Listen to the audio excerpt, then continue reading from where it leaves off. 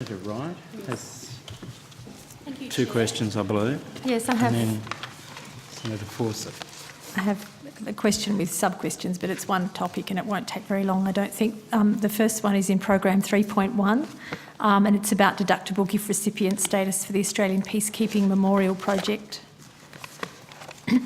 So I'm following up on answers given in supplementary budget estimates hearing in November last year regarding DGR status for the Australian Peacekeeping Memorial Project. And in that hearing, Minister Ronaldson confirmed that the project's DGR status will expire on the 31st of December of this year.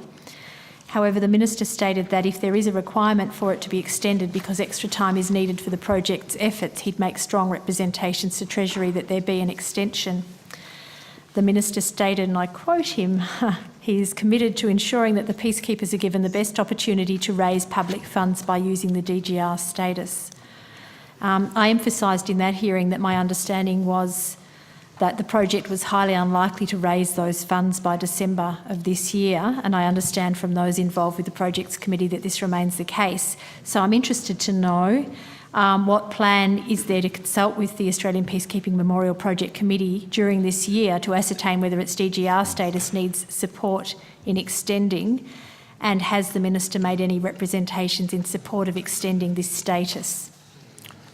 Well, Senator, if I can take your question in parts then. You've asked what plan there is for consultation, and yes. Major General Tim Ford, who represents the Peacekeepers project, and I have met and will continue to meet and discuss the project, their progress in fundraising and their need for DGR status.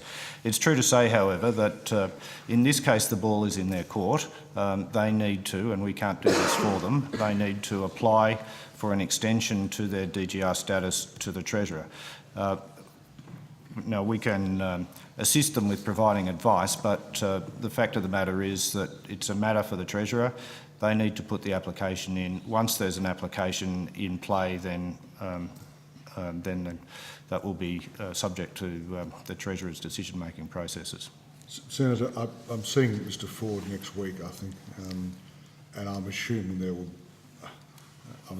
be a request from him for support for extension. If he asks for my support as the Minister for Veterans Affairs, while I won't be making the decision, I'm very happy to support that very, very strongly, if that's the wish of the committee.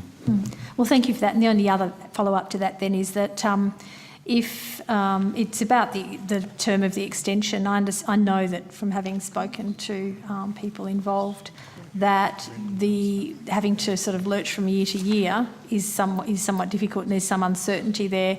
And while I understand that we don't necessarily know how long it's going to take to raise the funds, if the project's DGR status was extended for, say, 5 years, that would alleviate the need for frequent reviews and extensions, and I'd be interested to know what the department's view about that would be, and what would be the optimal process for securing that 5-year extension. Would that be a request to the Treasurer, sort of supported hopefully by other people?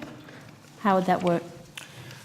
Senator, I'd have to take on notice whether or not that would be possible, whether or not DGR status could be extended for that period of time, bearing in mind that there's a financial impact of DGR status in foregone tax which has to be funded.